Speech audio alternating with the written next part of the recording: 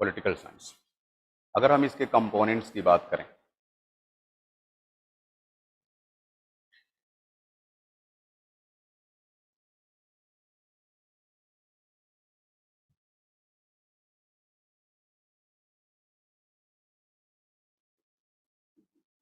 तो इसमें आप पढ़ेंगे political theories,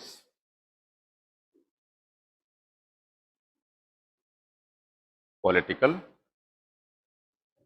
ideologies, political thoughts,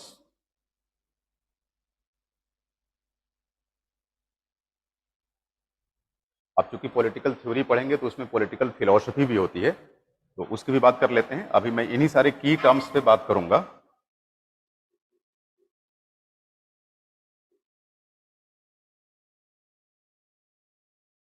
political philosophy, अब मैंने यहाँ पॉलिटिकल थॉट्स लिखा है। आपके सिलेबस में थॉट और थिंकर्स इसको बहुत क्लासिफाई नहीं किया है। जैसे जब 9th यूनिट पढ़ेंगे इंडियन पॉलिटिकल थॉट, तो उसमें एंशिएंट इंडियन पॉलिटिकल थॉट में थॉट ही लिखा है, लेकिन मॉडर्न आने पर थिंकर्स लिख दिया है। तो थॉट तो थिंकर्स के ही थॉट पढ़ते हैं, उसमें कोई फर्क नहीं पड़ता। वेस्टर्न में देखेंगे तो उसमें वेस्टर्न पॉलिटिकल, हाँ मतलब थॉट्स लिखा है लेकिन थिंकर्स का नाम मेंशन किया है, तो थिंकर्स के माध्यम से ही तो थॉट पढ़ते हैं। तो अगर मैं पॉलिटिकल थॉट लिख रहा हूं, ये मान के चलिए कि थिंकर्स भी यही है। हाँ, plus comparative politics, comparative politics plus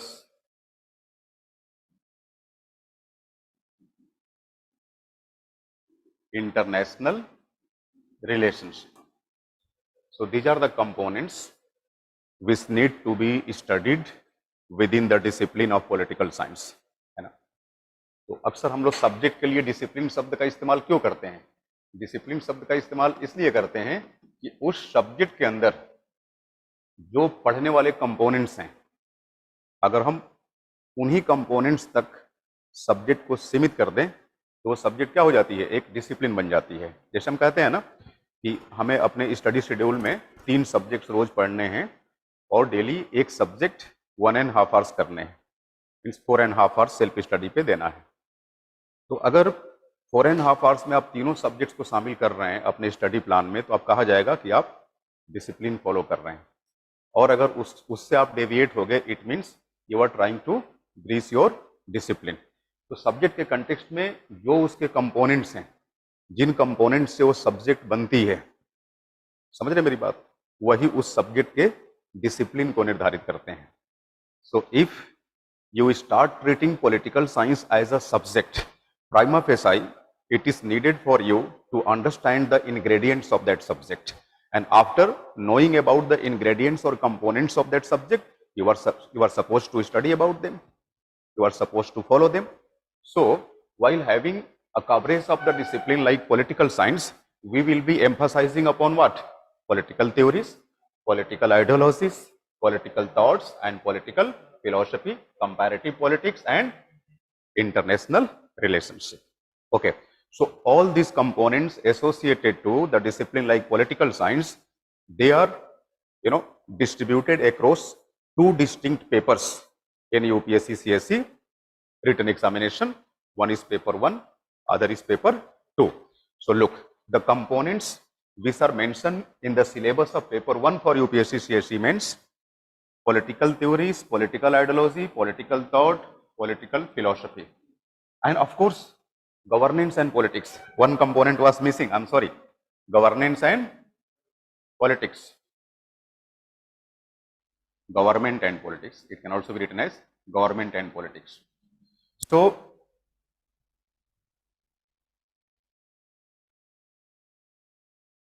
see, these encircled components, they constitute paper number 1.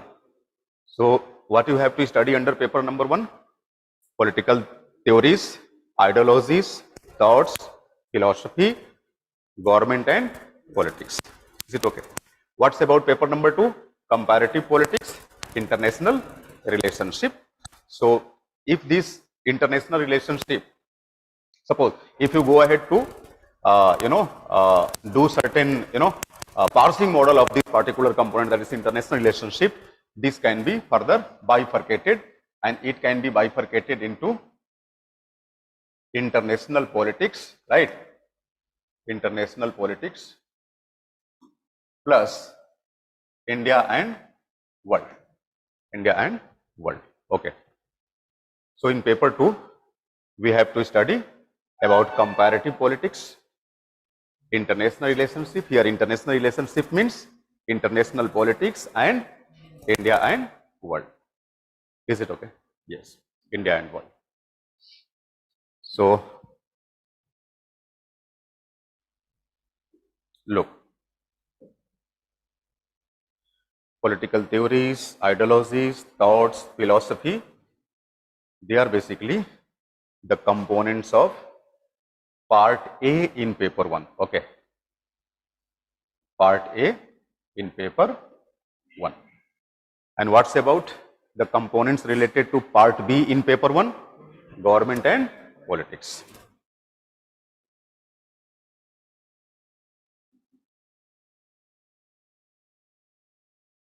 Part B paper 1. ठीक है, पार्ट बी पेपर 1. अब आते हैं पेपर 2 पे.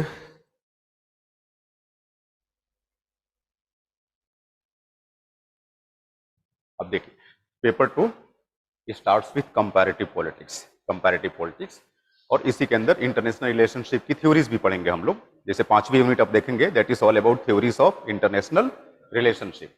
हाँ, जैसे आइडियलिज्म, रियलिज्म वगैरह वगैरह. तो comparative politics plus international politics, देख रहे हैं, they constitute part A paper 2. और इंडिया एंड वर्ल्ड कहां पढ़ना है? Part B paper 2. ठीक है. अब इसमें मुझे नहीं लगता कि बार बार ये बताने की जरूरत है कि how much importance the subject like political science is having with it. क्योंकि आप ये फिर बेकार की बातें होंगी बार बार यही कहना कि पेपर 2 तैयार हो जाएगा, पेपर 4 तैयार हो जाएगा. वो तो आपको भी मालूम है, जानते हुए ही इस सब्जेक्ट को आपने सेलेक्ट किया है. तो अगर कुछ और पूछना हो इसके वेरेबल्स के बारे में, तो चूंकि आज इंट्रोडक्टरी क्लास है, पहली क्लास है, तो मैं पूरा इस पे समय दूंगा. इसके बाद सीधे हम लोग सिलेबस पे मूव करेंगे, क्योंकि मेरे पास एक फिक्स प्लानर होता है, मतलब ऑप्शनल का, कि इतने दिन में मैं सिलेबस पूरा करके आपको दे दूंगा, and that is a duration of 6 months. लेकिन वो 6 मंथ्स भी डिवाइडेड होता है ना, कि फर्स्ट यूनिट पे कितना समय, सेकेंड यूनिट पे कितना समय देंगे, प्लस साथ में आपकी आंसर राइटिंग प्रैक्टिस भी चलती रहेगी इरशाद सर के गाइडेंस में, है ना. और क्लासेस तो मैं ले ही रहा हूं. तो आए टॉपिक पे सीधे. यस,